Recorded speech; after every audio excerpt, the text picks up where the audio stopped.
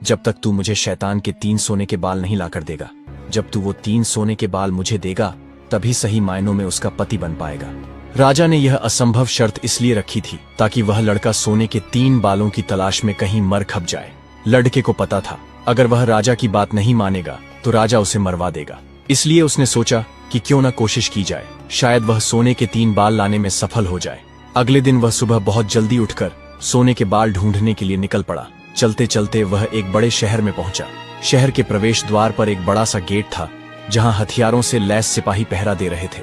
सिपाही ने उस लड़के से पूछा, यहाँ तुम्हारा क्या काम है? क्या तुम कुछ समझते और जानते भी हो? लड़का बोला, मैं सब कुछ समझता और जानता हूँ। सिपाही बोला, अगर तुम सब कुछ जानते हो तो हम पर भी एक मेहरबानी करो। हमें भी बताओ कि शहर की सीमा पर जो यह कुआं है, पहले इससे मीठा पानी निकलता था पर अब इसमें पानी ही नहीं है, ये सूख गया है। क्यों? लड़का बोला, अभी तुम थोड़ा सब्र करो, जब मैं अपना काम खत्म करके वापस आऊंगा तो तुम्हें बताऊंगा। इतना कहकर वह गेट से निकलकर आगे गया।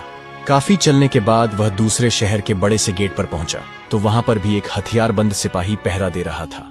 उस सिपाही ने भी लड़के से सवाल पूछा, क्या तुम कुछ समझते और जानते भी हो? लड़का बोला, मैं सब जानता हूँ। सिपाही बोला, चलो फिर ये बताओ कि इस शहर की सीमा पर जो सेब का पेड़ लगा है उसमें पहले सोने के सेब लगते थे पर अब यह पूरी तरह सूख गया है, अब इसमें पत्तियां भी नहीं लगती, ऐसा क्यों?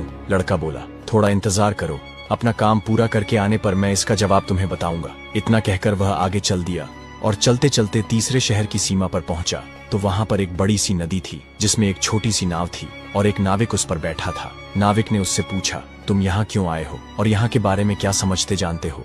लड़का बोला, मैं सब कुछ जानता हूँ। नाविक बोला, अगर तुम सब कुछ समझते और जानते हो तो कृपा करके मुझे बताओ कि आने जाने के इस काम से मुझे छुटकारा कैसे मिलेगा?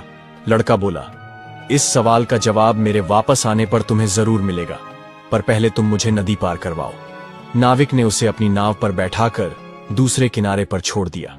जैसे ही वह नदी के दूसरे किनारे पर गया उसे वहां नीचे की ओर जाने वाला कच्चा और अंधेरा सा रास्ता दिखाई दिया। वह उसी रास्ते पर चल पड़ा। काफी नीचे पहुंचने पर वह एक पुराने से घर के पास पहुंचा तो वह उस घर के अंदर गया। तब उसे एक बूढ़ी औरत मिली। वह बुढ़िया एक जादूगरनी थी। वह बोली, अरे बच्चे, तू कौन है और यहाँ पर क्यों आया है? तुझे पता नहीं कि यहाँ पर राक्षस रहता है? लड़का बोला, मैं ठीक जगह पर आया हूँ, अब तुम मेरी सहायता करो। मुझे राक्षस के सिर के 3 सोने के बाल चाहिए, नहीं तो मुझे मेरी पत्नी कभी वापस नहीं मिलेगी। बूढ़ी जादूगरनी को उस लड़के पर तरस आ गया। बूढ़ी औरत बोली, बेटा, यह तो तेरी बहुत बड़ी मांग है, इसे पूरा करना इतना आसान नहीं है। राक्षस घर वापस आने ही वाला है, वह तुझे देखेगा तो कच्चा ही चबा जाएगा, इसलिए मुझे ही तेरी रक्षा करनी पड़ेगी। उस बूढ़ी